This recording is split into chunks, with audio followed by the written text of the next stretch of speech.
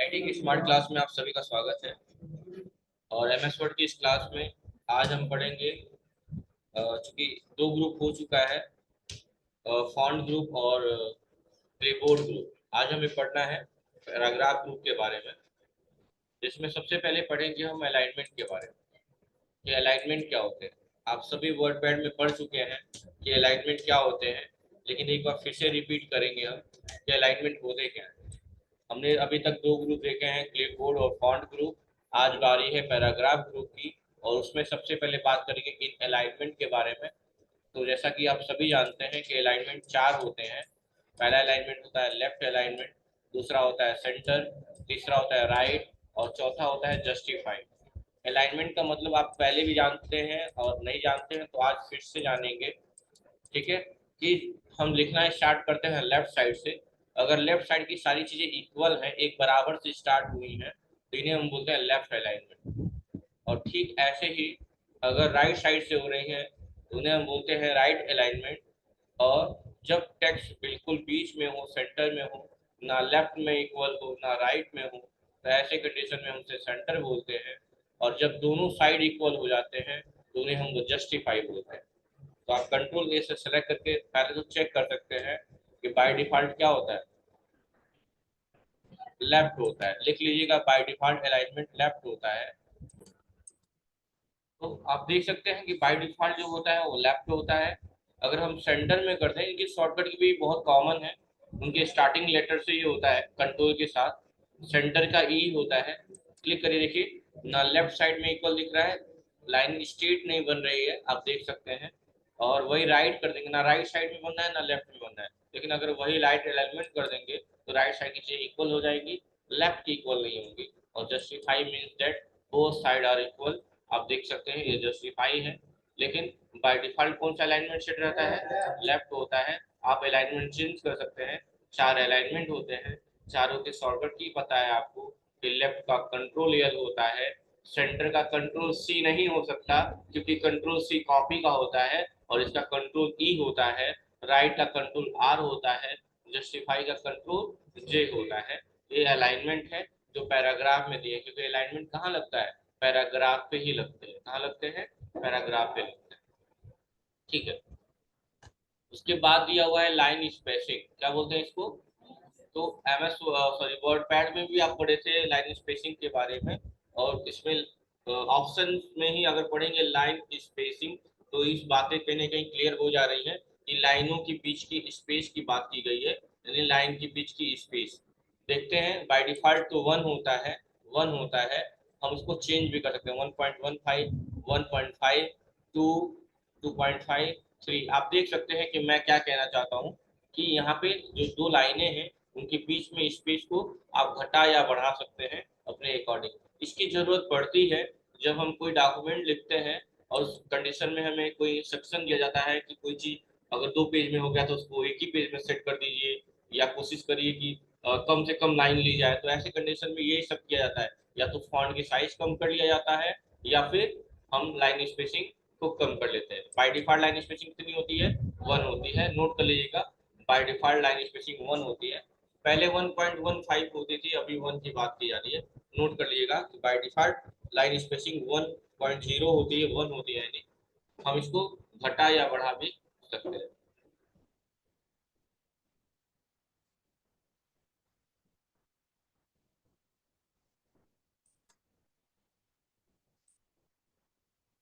Next है आपका colour करने का, शेडिंग करने का। जैसे कि आपने देखा था कि फॉन्ट ग्रुप में एक हमने पढ़ा था हाइलाइटर। तो हाईलाइट जब हम कर रहे थे, तो अगर नोटिस करेंगे, मैं थोड़ा जूम कर दे रहा हूँ, तो देखिए यहाँ बीच में एक व्हाइट लाइन दिख रही हो, मतलब जो हाइलाइटर हुआ है वो पूरा पैराग्राफ में नहीं हुआ, बीच में गैप गैप करके हुआ है। ठीक है, वापस से देखते हैं इसको, फिर से ध्यान से देखिए, बीच में गैप दिख रहा होगा। लेकिन अगर वही हम क्या करें, यहाँ पे शेडिंग करेंगे, तो शेडिंग का मतलब क्या होता है, कोई भी गैप ना दिखना, कंप्लीटली हो जाना। देखिए आप कि मैं कोई भी कलर ले रहा हूँ, तो अब जूम कर रहा हूँ मैं, देखिए कहीं भी गैप दिख रहा है क्या आप लोगों को, नहीं दिख रहा है। ये शेडिंग बोला जाता है, इसको क्या बोलते हैं हम लोग, शेडिंग बोलते हैं।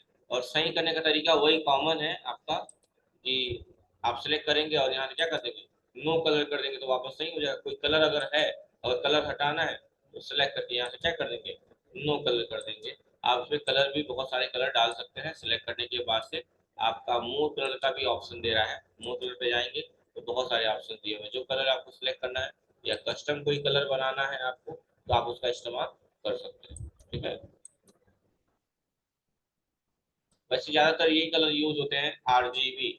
आरजीबी का मतलब होता है रेड ग्रीन ब्लू। ठीक है, ब्लू, ये तीन कलर ज्यादातर यूज होते हैं। तो क्या है ये, लाइन स्पेसिंग है, लाइन स्पेसिंग कह रहे हैं, कलर शेडिंग है। इसको क्या कर सकते हैं आप, शेडिंग कर सकते हैं। अंतर यही है हाइलाइटर में और इसमें, आपको देख सकते हैं दोनों पैराग्राफ में मैं एक पे शेडिंग और एक पे वो कर दे रहा हूँ, आप देख सकते हैं। ये रहा है, देख सकते हैं कि दोनों में क्या डिफरेंस दिख रहा होगा आपको, कि हाइलाइटर में बीच में गैप दिख रहा होगा और सेटिंग में कंप्लीटली दिख रहा होगा। जहां लाइन नहीं है वहां पे भी देख रहे हैं कलर हुआ है, और इसमें जहां लाइन खत्म हुई है वहीं तक कलर है, उसके बाद रुक गया है। लेकिन यार देखिए, लाइन यही खत्म हुई है लेकिन कलर पूरा हुआ है। ठीक है, यही अंतर है इसमें, शेडिंग में और हाइलाइटर में। ठीक है, करके चेक कर लेंगे आप लोग। और सही करना है तो सिलेक्ट करके, दोनों में ही एक ही ऑप्शन दिया हुआ है, नो कलर नो कलर। इसमें भी सिलेक्ट करने के बाद से नो कलर ऑप्शन ही दिया हुआ है। तो आपको पहचानना होगा कि कौन सा हेडिंग सॉरी शेडिंग है और कौन सा हाइलाइटर है। ठीक है, उसके बाद से जो दिया हुआ है ये है बॉर्डर। क्या है, अगर आप चाहते हैं कि इस चीज जो लिखे हैं आप वो किसी टेबल के अंदर हो, किसी बॉर्डर के अंदर हो, तो आप यहाँ पे आएंगे और यहाँ एक ऑप्शन दिया हुआ है आल बॉर्डर। देखिए बॉर्डर के अंदर हो, ऐसे है पैराग्राफ को आप एक बॉर्डर के भीतर रख सकते हैं यहाँ से। अब आप जरूरी नहीं कि हम ऑप्शन में जाए, नहीं, अब आप यहाँ से भी क्लिक करेंगे तो बॉर्डर लग जाएगा। देखिए ऐसे बॉर्डर लगता जाएगा और सारे कंटेंट आपके जो होंगे वो सेपरेट तरीके से और क्या होंगे, एक एक करके बॉर्डर के भीतर जाएंगे। जैसा भी आपको कंटेंट रखना होगा वैसा कंटेंट आप रख सकते हैं, उनको बॉर्डर के भीतर भी रख सकते हैं। बेसिकली ज्यादातर इसी का यूज होता है। कभी कभी ऐसा भी होता है कि लोग चाहते हैं थिक बॉर्डर करना, सिलेक्ट करते हैं और यहाँ ऑप्शन होगा थिक बॉर्डर का, देखिएगा कहीं ना कहीं होगा, लिखा हुआ है क्या, इसमें नहीं दिया हुआ है, उसमें दिया हुआ है, एक्सेल में दिया हुआ है। और ऐसा कर सकते हैं आप। बॉटम बॉर्डर का मतलब होता है सिर्फ नीचे, टॉप बॉर्डर मतलब सिर्फ ऊपर, लेफ्ट बॉर्डर में लेफ्ट साइड में, राइट में राइट साइड में। देख रहे हैं ना, बॉर्डर बन भी रहा है, देखिए यहाँ पे देखते रहिएगा, लेफ्ट के लेफ्ट साइड में बॉर्डर बन गया है, राइट साइड में बन गया है, टॉप पे बन गया है, बॉर्डर में बन गया है। जैसा भी चाहिए, नो बॉर्डर, कोई बॉर्डर ही नहीं चाहिए तो नो बॉर्डर कर देंगे। सब तक चाहिए सर, आउटसाइड बॉर्डर इसको बोलते हैं। ठीक है, आउटसाइड बॉर्डर। तो जैसा भी होगा आप ऐसे कर लीजिएगा, हो जाएगा। ठीक है, कर लेंगे ना। और नहीं चाहिए तो क्या करेंगे, इसको सेलेक्ट करके, इसको सेलेक्ट करके जो भी है, और क्या करेंगे यहाँ, नो बॉर्डर, कोई बॉर्डर नहीं है, सब बॉर्डर रखते हैं। तो पैराग्राफ में ये चार अलाइनमेंट हो गए, लाइन स्पेसिंग हो गई, ये साइडिंग हो गई, कलर करना है ना, और ये आपका क्या हो गया, बॉर्डर हो गया। क्या हो गया, बॉर्डर हो गया। बॉर्डर में कई सारे ऑप्शन दिए हमें, बस एमएस वर्ड में यही है कि चीजें अप्लाई कर करके देखना है कि कौन सी चीजें कैसे होती हैं। तो दिक्कत, चलिए उसके बाद अब पढ़ेंगे हम स्टार्ट लिस्ट या बुलेट लिस्ट बोलते हैं इनको।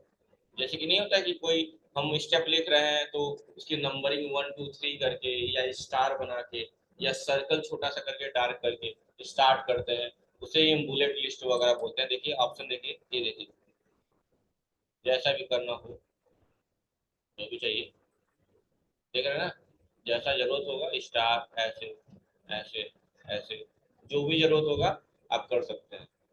ठीक है, तो दिक्कत नहीं है। करना है तो ठीक है, नहीं तो हटा दीजिएगा, नन कर देंगे तो हट जाएगा। नन का मतलब ही हो गया, जैसे मान लीजिए लग गया, अब हटाना तो क्या करेंगे, सिलेक्ट करके क्या कर देंगे, यहाँ से नन कर देंगे तो हट जाएगा। दूसरी चीज, अगर हम चाहते हैं कि अपने पास से कोई स्टार्ट लिस्ट दे, बुलेट लिस्ट दे, तो आप कहाँ क्लिक कर देंगे, डिफाइन न्यू बुलेट लिस्ट पे। यहाँ पूछेगा कि आप कोई सिंबल देना चाहते हैं कि पिक्चर देना चाहते हैं कि कोई फॉन्ट देना चाहते हैं। सिंबल का मतलब कोई चिन्ह देना चाहते हैं, पिक्चर का मतलब कोई इमेज, और फॉन्ट का मतलब कोई अल्फाबेट्स, कोई अक्षर। सिंबल चाहिए, सिंबल पे क्लिक करेंगे, बहुत सारे सिंबल्स आपको दिख जाएंगे। मान लो ये हमने यही ले लिया, पान का पत्ता जो है उल्टा है, ओके कर लिया, तो जैसे ही ओके करेंगे ये अंदर आ जाएगा। देखिए इसके पहले नहीं था, अभी नया ऐड हो गया। और यहाँ पे क्लिक करके रिमूव भी कर सकते हैं। ठीक है, फिर नन कर दिया, वापस से पीछे गए, और चाहिए कुछ इसको रिमूव कर लीजिएगा यहाँ पे जो भी, और कुछ चाहिए तो आप आ गए कहाँ पे, डिफाइन ब्लेस पे हम आ गए पिक्चर पे, पिक्चर पे क्लिक किया तो पिक्चर पूछेगा, ऑफलाइन वर्क ऑफलाइन पे क्लिक कर दीजिए, कोई भी इमेज ले लिया, मान लो कि एप्पल वाला ही ले लिया, एप्पल वाला ही ले लिया, कार का इमेज ले लिया, जो भी लेना है इंसर्ट कर दिया, ओके कर दिया, देखिए कार का इमेज लग गया, थोड़ा जूम करेंगे तो ज़्यादा बेहतर आपको दिखेगा, आप देख सकते हैं कार का इमेज लग गया।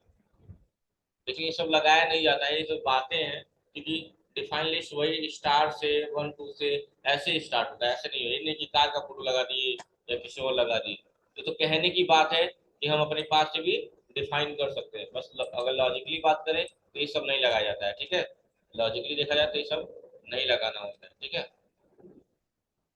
और देखिए जो जो ऐड कर रहे हैं सब यहाँ पे ऐड होता जा रहा है, और यहाँ से क्या होगा, रिमूव होता जाएगा, ऊपर रहेगा कि लास्ट टाइम किसका आपने इस्तेमाल किया, तो बता रहा है कि आपने कार का इस्तेमाल किया है, पान के पत्ते का इस्तेमाल किया है, इसका इस्तेमाल किया, तो जो इस्तेमाल किया दिखा रहा है, और कई लोगों ने पढ़ाया है तो लोगों ने अलग अलग यूज किया, देख रहे हैं ना, तो क्या कर सकते हैं, हम लोग डिफाइन कर सकते हैं ना, और ऐसे ही क्या कर पाएंगे, फॉन्ट भी कर लेंगे आप, ठीक है। फॉन्ट में क्या होता है, अक्षर वगैरह होते हैं, आप यहाँ आएंगे, डिफाइन पे क्लिक करेंगे, फॉन्ट फॉन्ट वाला उससे हाईलाइट नहीं हो रहा है, ठीक है, जो भी है, सेंटर राइट ये भी कर सकते हैं, सेंटर की जरूरत ही नहीं पड़ती है, कभी भी लेफ्ट साइड से लिखना स्टार्ट करते हैं, लेफ्ट से ही स्टार्टिंग होती है, ठीक है।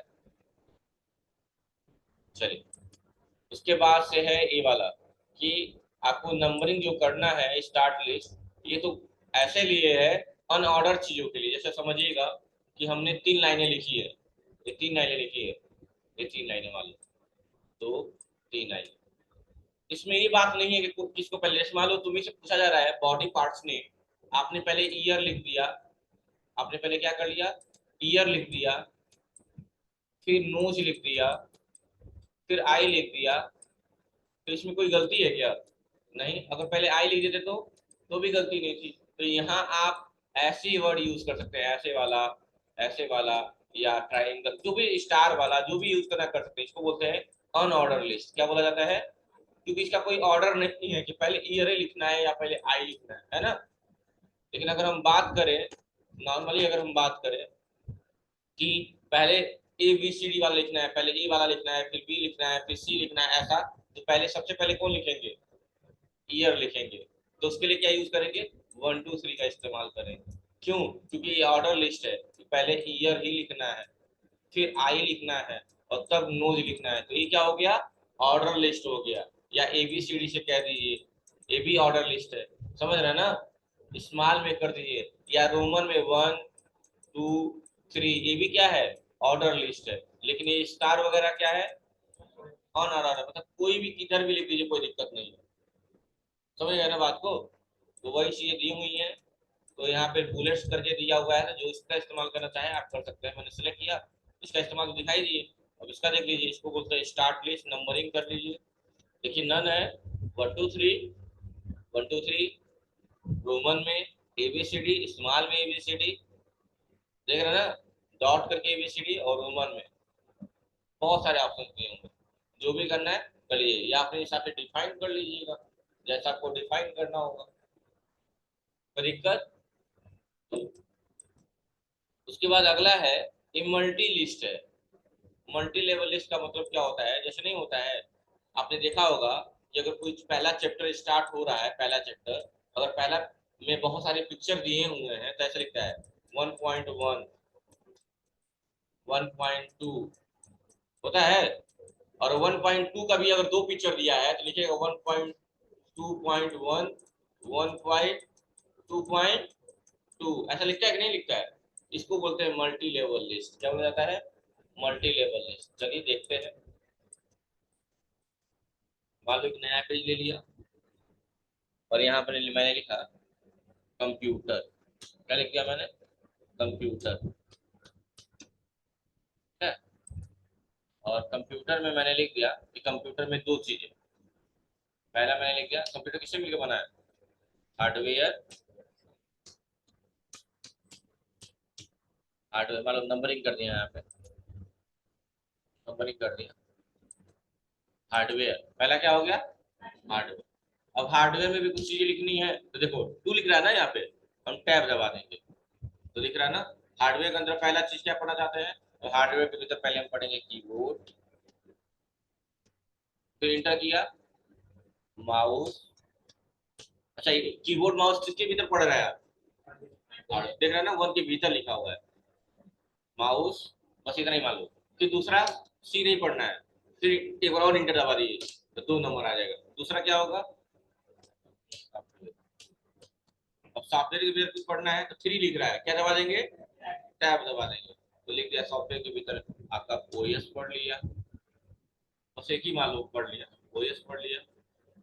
या सॉफ्टवेयर में पहले आपने लिख दिया यहाँ पे क्या, सॉफ्टवेयर के भीतर आपने लिख दिया कि सिस्टम सॉफ्टवेयर, क्या लिख दिया, system software, system software.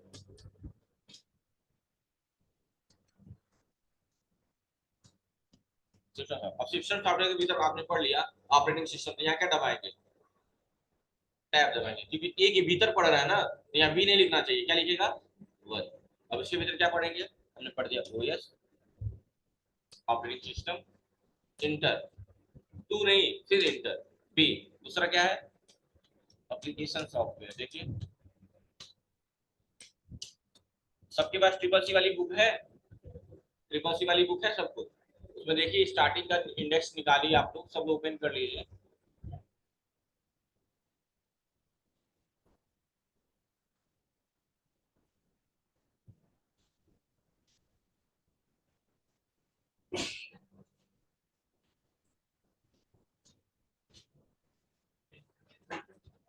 Starting में निकाले,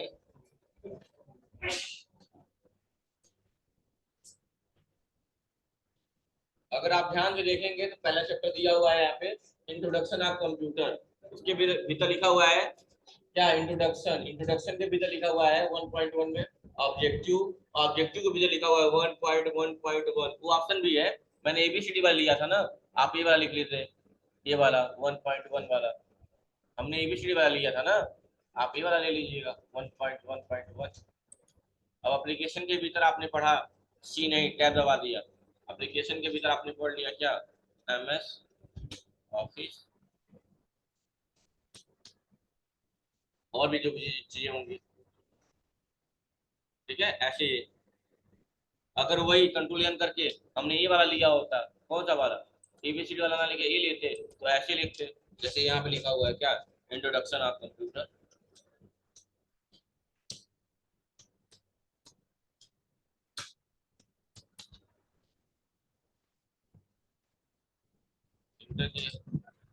टैब दबा दिया। 1.1 के भीतर आपने क्या पढ़ा,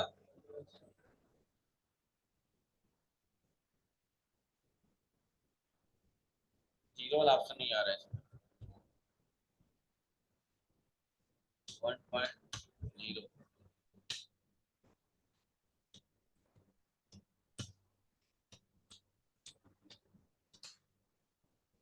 टैब दबाइए, 1.1 आ गया ना, हाथ से लिख दिया वो, इंटर किया तो हो गया।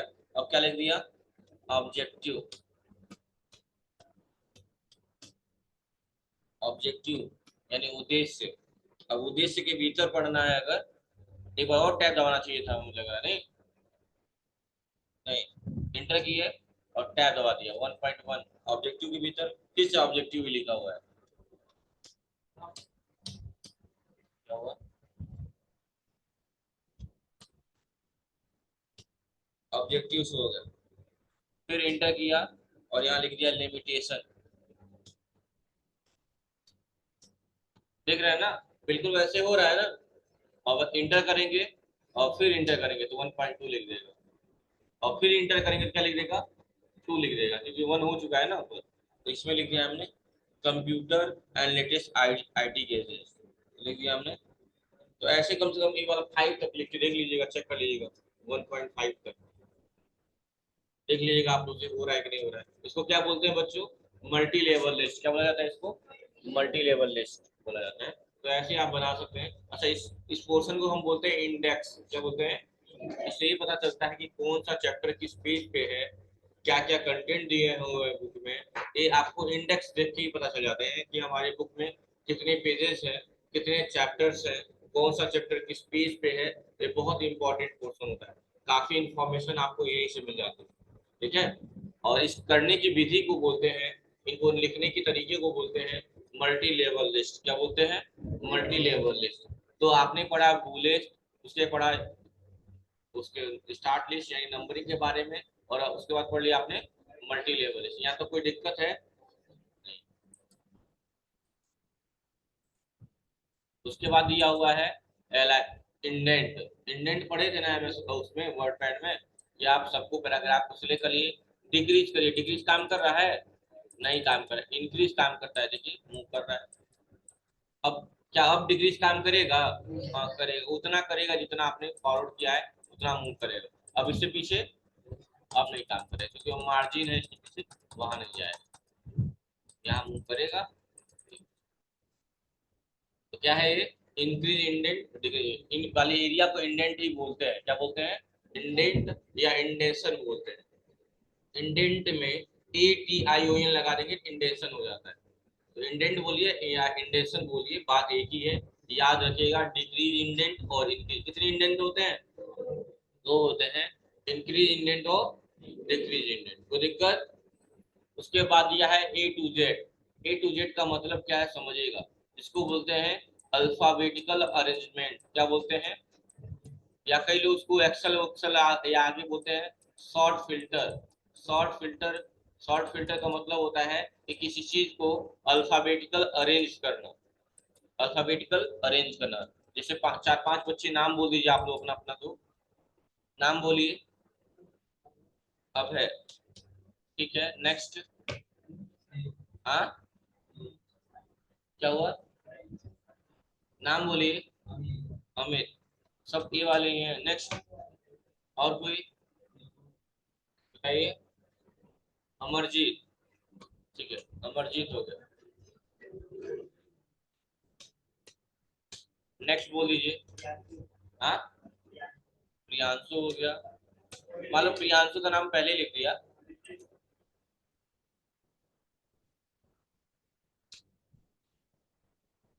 प्रियांशु लिख दिया, नीतीश लिख दिया, और और दीपू लिख दिया। तो मान लीजिए ये सारे नाम हो गए। बाद में हमें आके इंस्ट्रक्शन दिया गया कि जो भी आपने नाम लिखे हैं उसको अल्फाबेटिकल सीरीज में रखिए, क्योंकि तरीका गलत है। क्योंकि आपने बचपन से पढ़ा होगा, अटेंडेंस जब होता है तो सबसे पहले या रोल नंबर जब तैयार किया जाता है तो सबसे पहले ए वाले बच्चों का नाम आता है, फिर बी वाले बच्चों का नाम आता है, फिर सी वालों का आता है, फिर डी का, ऐसे चलता रहता है अल्फाबेटिकल ऑर्डर में। इसको बोलते हैं ए टू जेड। और अगर उल्टा कर दिया जाए तो इसको बोलते हैं जेड टू ए। तो ए टू जेड को हम बोलते हैं increasing order, sorry ascending order. क्या बोलते हैं? ए टू जेड को बोलते हैं असेंडिंग ऑर्डर। क्या बोलते हैं? Ascending order.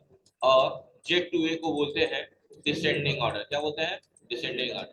तो हमें हमें हमेशा नाम असेंडिंग ऑर्डर में लिखना चाहिए, जब भी हम अटेंडेंस की बात करें या रोल नंबर की बात करें या जो भी काम करें, कहीं पे भी डाटा बनाए, ठीक है, क्योंकि इससे आसानी होता है डाटा फाइंड आउट करने में। तो अब आपको अगर तरीका नहीं पता होगा तो आप एक ही काम कर सकते हैं कि सबको डिलीट करेंगे और दोबारा से समझ समझ के लिखेंगे। बट ऐसा कुछ नहीं करना है। एमएस वर्ड में एक फैसिलिटी दी गई है जिसका नाम ए टू जेड है। और ए टू जेड का मतलब क्या यहाँ पे रखा हुआ है? शॉर्ट। मैं बोला हूँ ना, शॉर्ट नाम है इसका।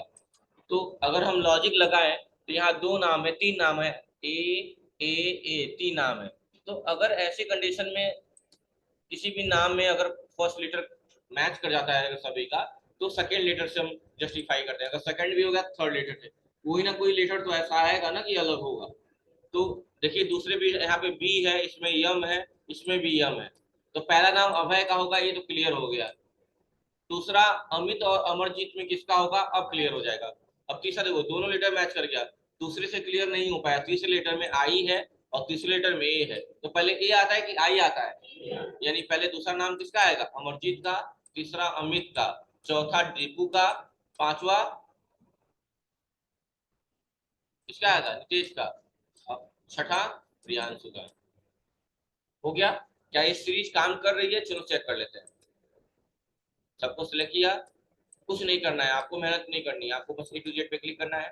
असेंडिंग ऑर्डर, ठीक है, ओके कर देना। देखिए अगर वही डिसेंडिंग करना होता तो क्या करते, सिलेक्ट करते और यहाँ क्लिक करते, क्या ले लेते यहाँ पे डिसेंडिंग ऑर्डर, और पहला नाम किसका आएगा, प्रियांशु, फिर नीतीश, फिर दीपू, उल्टा हो जाएगा बिल्कुल। बस यही, समझ में आया कि नहीं आया? तो बस आज के लिए इतना ही, बाकी अगली क्लास में, अगली क्लास